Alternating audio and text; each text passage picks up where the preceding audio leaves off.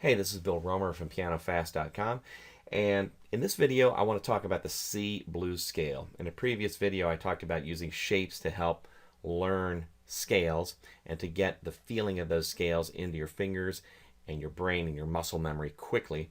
And so I want to do that today with the C blues scale.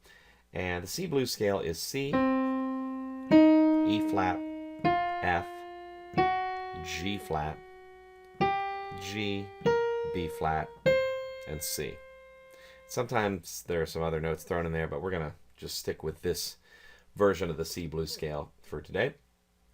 And the pattern for this in your fingers, well, first of all, on the keyboard, the pattern is that I see. Let me play all the notes at once. Like that. So I see this little mountain here, sort of like an arrow, these two white keys and that black key, the F and G and the G flat.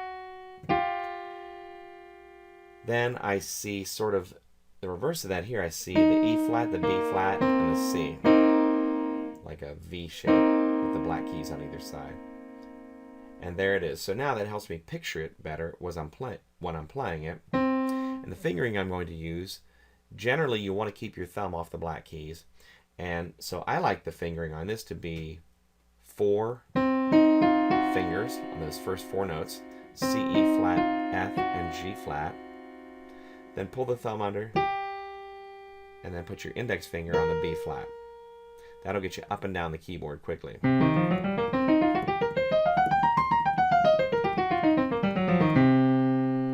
that, okay?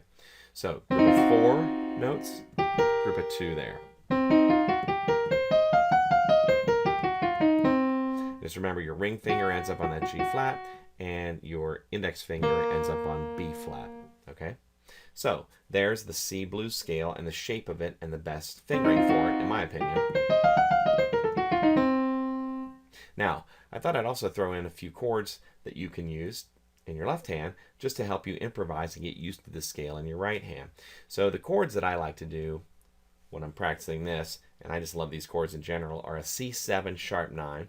So I'll play the C in the root, then I'll play the 3rd, the 7th, so E, B flat, and the sharp 9 would be D sharp, or E flat, I think of it. So there it is. Very kind of funky chord.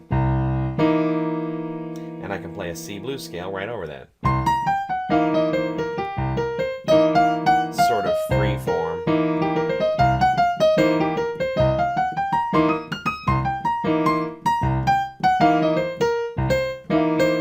Now to keep with the blues progression, I would then move to an F chord, an F7, and I like to do an F13. So in this case, the voicing is real easy. Coming off that C sharp 9, I move everything down a half step.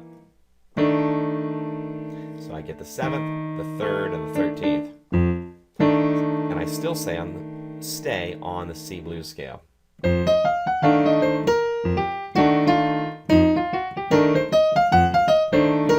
to a C7 sharp 9.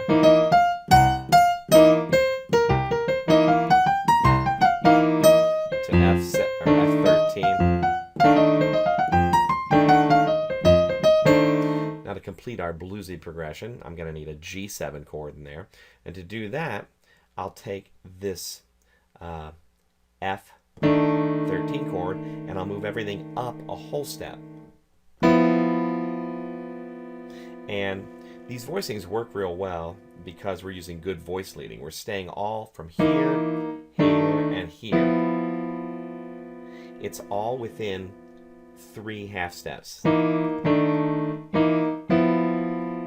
that. So it's nice and smooth and not too jumpy for the listener. So that's my 3rd chord for this. G root, F, which is the 7th, B is the 3rd, and E is the 13th. So if I do that, I can play around with it however I want. Sort of a bluesy progression, not strict 12 bar, but similar.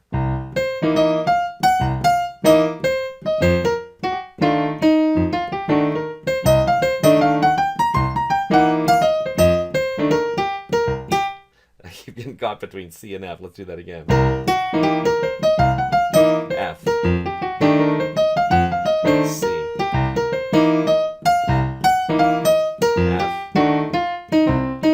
F, to the G, let's say, staying on the C blues scale.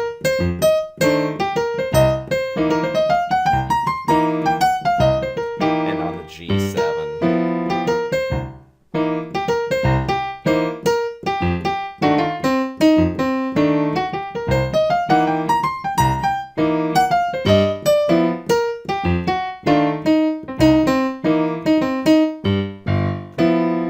Like that.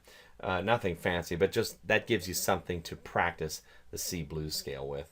And obviously I didn't do a lot of practicing with that progression yet, but those are just some of my favorite chords, and it'll give you a chance to work out the new shape. Maybe that's new to you, maybe it's not, of the C blues scale. All right, so I hope you enjoyed this video, and thanks for watching.